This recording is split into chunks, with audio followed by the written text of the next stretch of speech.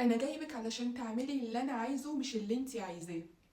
ده كان تعليق من احد المتابعين اللي يعني مفيش حتى اي نوع من انواع الاحترام ان هو يكتب كومنت زي ده، وانا اصلا معرفوش. لو انت فكرت انك تيجي تكلم معايا بالطريقه دي وتقولي انا اعملي لي اللي انا عايزه، حتى لو انت مديني الشغل بتاعك بالطريقه اللي انت بتتكلم بيها، اصلا انا عمري ما هعمل لك الشغل ولا اساسا هشتغل لك. يعني انت لو في يوم من الايام حتى وانا عارفه ان انت الشخص ده وجاي بتقولي اعملي لي الشغل وانا عارفه ان اسلوبك كده او سلوكك كده، عمري ما هعمل لك الشغل بتاعك مهما كنت دفعت. على فكره موضوع يعني احنا كمهندسين بعيدين شويه عن موضوع الفلوس والكلام ده. انا هقول لك، بيقول لي انتي انا اعمل فيه اللي انا عايزه، انتي تعملي اللي انا عايزه.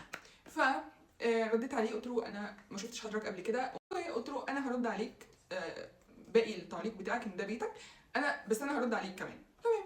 فقلت له حضرتك لو رحت للدكتور هتقول له انت حاسس جسمك فيه جزء منه بيوجعك، فهتقول له الجزء ده بيوجعني، وهتقول له ان الجزء اللي في جسمي اللي بيوجعني بعد شر يعني ده انا حاسس. هيقولك حاسس بايه؟ هتقول له انا اللي حاسس بكذا. فده جسمك وانت اللي حاسس. بتروح تدفع فلوس للدكتور ليه؟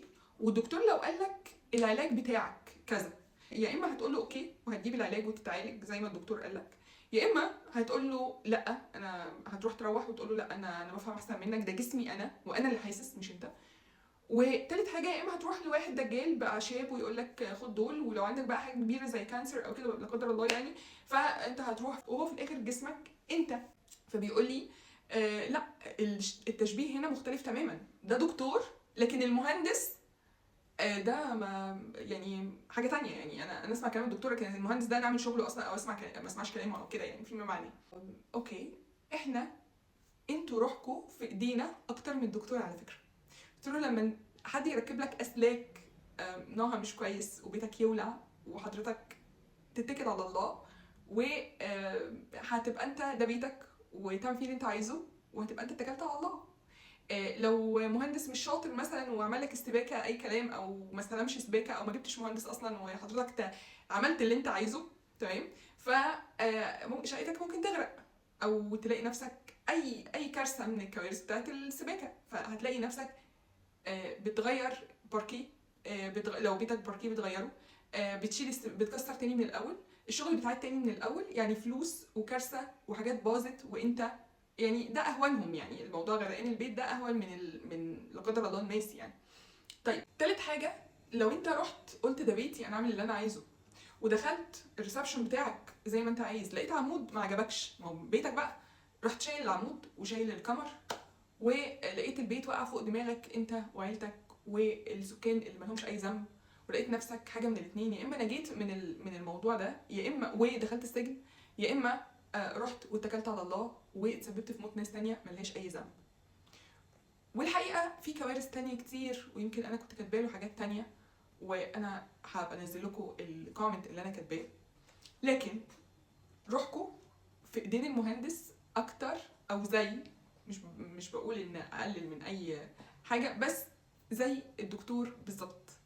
في كوارث تانية كتير جدا بتحصل، وحصلت كتير. موضوع الكمر على فكره، والكمر والعمود، ان هم حد يدخل يبقى عنده مثلا بيته شايف فيه عمود مش عاجبه وعايز يوسع الدنيا يقوم مكسر ويشيل ونزلت لكم صور كتير قبل كده من مواقع ناس عاملين فيها كده.